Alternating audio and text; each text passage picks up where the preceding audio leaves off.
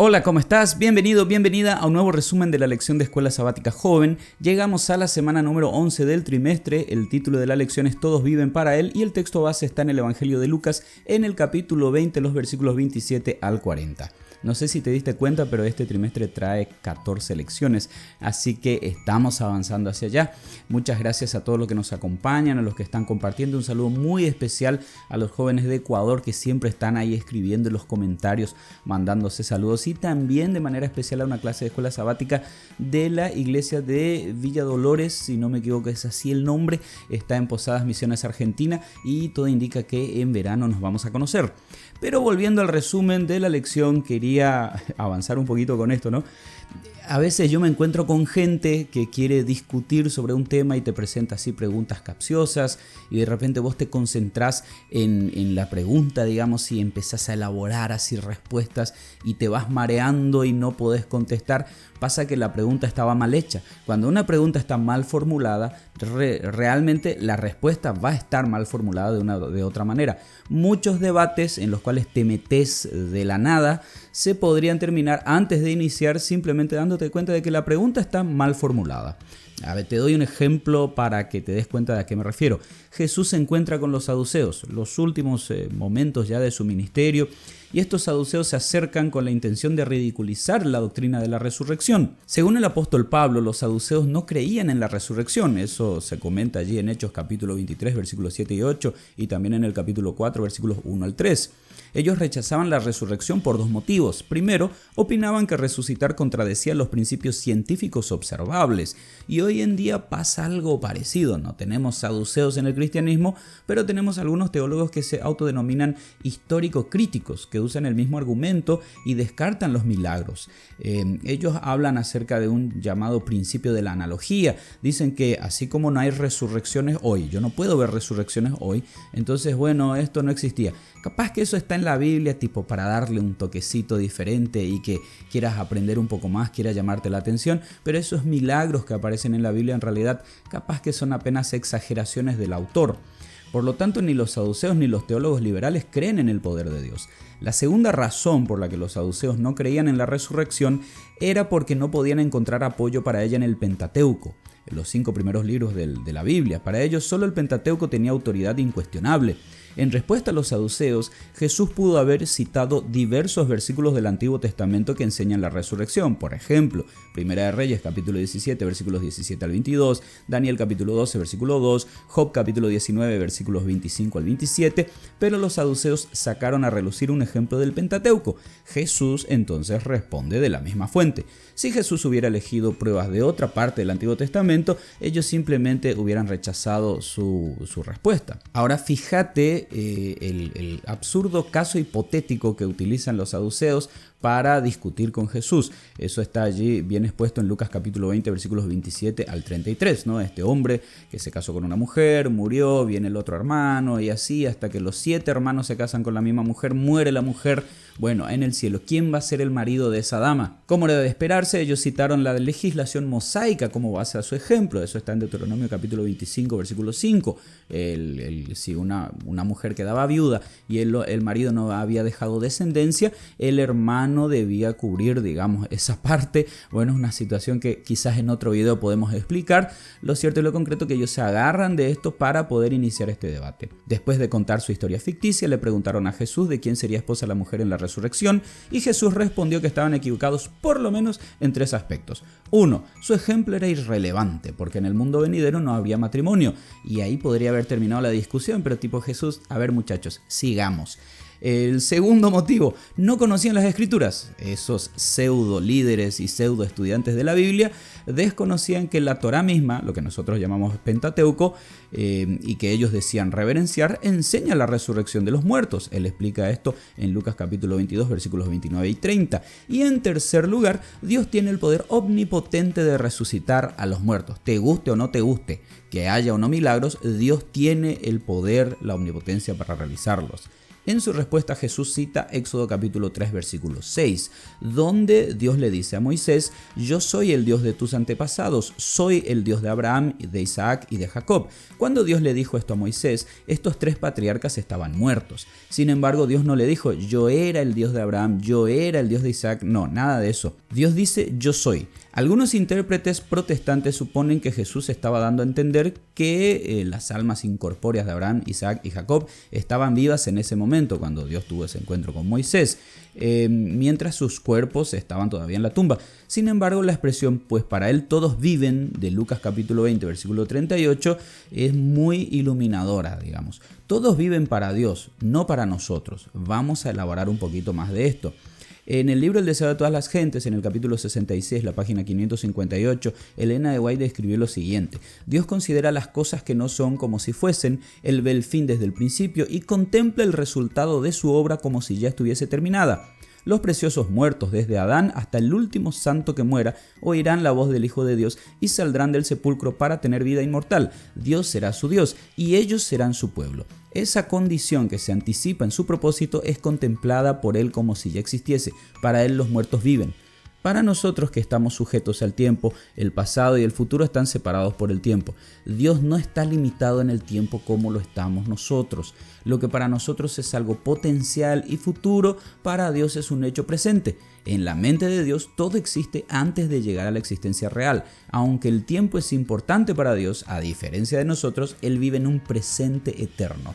Después de todo, Él es el gran yo soy, como dice en Éxodo capítulo 3 versículo 14. Ya dijimos que nosotros no entendemos muy bien esto de que Dios viva en un presente eterno porque nosotros estamos atados al tiempo, ¿verdad? O sea, el tiempo pasa para nosotros y bueno, no podemos ni volver ni adelantarnos. Dios vive en una realidad diferente, digamos. Tomemos un caso bíblico, un ejemplo bíblico. Antes de que naciera Isaac, Dios le dijo a Abraham que él sería el padre de muchas naciones. Génesis capítulo 17, versículo 4, en la Reina Valera contemporánea dice así: esta es la alianza que hago contigo, tú serás el padre de muchas naciones. Futuro, ¿te das cuenta? En este versículo Dios está hablando desde la perspectiva de tiempo de Abraham, porque este aún no era padre de muchas naciones. Sin embargo, en el siguiente versículo Dios le afirma que lo ha puesto como padre de muchas naciones, lo cual está enmarcado en el tiempo de Dios. No te llamarás más Abraham, sino que tu nombre será Abraham, porque te he puesto por padre de muchas o de muchedumbre de gentes. Eso dice el versículo 5 de Génesis 17. Desde la perspectiva de Abraham, la promesa aún era futura, pero desde la perspectiva de Dios ya estaba hecha. El apóstol Pablo confirma que esta evaluación del texto es correcta. En la epístola a los Romanos, el apóstol se refiere a estos versículos del Génesis. Dice así en Romanos capítulo 4, versículo 17: como dice la Escritura, te he hecho padre de muchas naciones.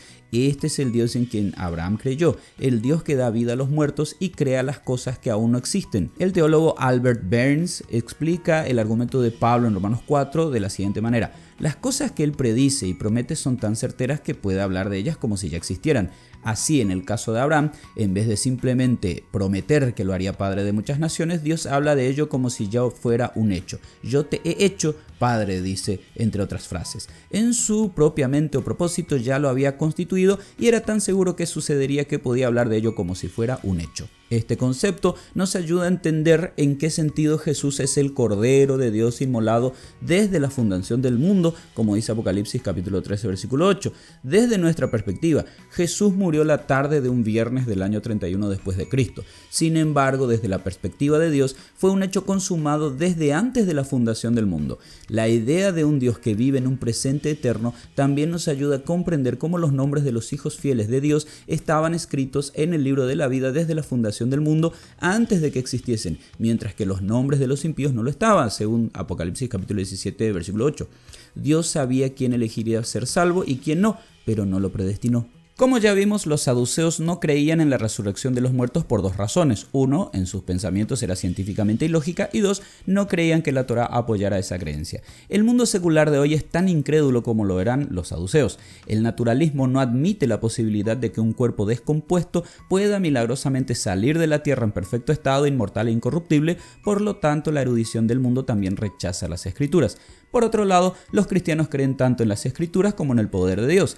Creen que el Dios que puede transformar una oruga en una hermosa mariposa, también puede transformar nuestro cuerpo mortal en una semejanza del cuerpo glorioso de Cristo, como se dice en Filipenses capítulo 3, versículo 21. En el Nuevo Testamento tenemos más evidencia bíblica de la resurrección que la que tenían los que vivieron en los días de Cristo. El Nuevo Testamento promete en 1 Corintios capítulo 15, versículos 51 y 52 lo siguiente: quiero que conozcan el designio secreto de Dios. No todos moriremos, pero todos seremos transformados en un momento, en un abrir y cerrar de ojos, cuando suene el último toque de trompeta. Porque sonará la trompeta y los muertos serán resucitados para no volver a morir, y nosotros seremos transformados. Aunque la naturaleza, por ejemplo, la muerte y la resurrección entre comillas de la semilla en Juan capítulo 12 versículo 24 y el milagro de la metamorfosis y las escrituras respaldan la resurrección, la certeza absoluta depende en última instancia de la fe, y la fe llega solo cuando conocemos personalmente a Jesús. Así Pablo escribió Filipenses capítulo 3 versículos 10 y 11, que dice lo siguiente: lo que quiero es conocer a Cristo, sentir en mí el poder de su resurrección y la solidaridad en sus sufrimientos, haciéndome semejante a él en su muerte. Espero llegar a la resurrección de los muertos. ¿Cuán seguros podemos estar de que Dios resucitará a los que murieron en Cristo? Debemos estar totalmente seguros, porque para Dios ese ya es un hecho consumado. Elena de White escribió: en la mente de Dios este ministerio en el que están involucrados hombres y mujeres ya existía antes de la creación del mundo. Eso está en Hijas de Dios capítulo 7 páginas 120 y 121. Elena de White no dice que el ministerio de hombres y mujeres existiría cuando Adán y Eva fueran creados, sino que ya existía en la mente de Dios desde la eternidad pasada, así como la resurrección de sus amados santos. El Salmo 116 en el versículo 15 nos asegura que estimada a los ojos de Dios es la muerte de sus santos. Según la perspectiva de los saduceos en los días de Cristo, Abraham, Isaac y Jacob estaban muertos, pero desde la perspectiva de Dios vivían. En la mente de Dios la resurrección de los justos es un hecho consumado. Por él viven. Y como cada semana terminamos este resumen leyendo un texto del Espíritu de Profecía. Elena de White escribió en el libro A fin de conocerle, en la página 21, lo siguiente: yo soy significa una presencia eterna. El pasado, el presente y el futuro son iguales para Dios. Él ve los acontecimientos más remotos de la historia pasada y el futuro lejano con una visión tan clara como nosotros vemos las cosas que suceden diariamente. Una vez más, esta lección nos muestra lo grandioso que es el Dios al cual servimos. Ese Dios que no solo es nuestro Rey, no solo es nuestro Señor, sino al cual nosotros podemos llamar Padre, ¿sí?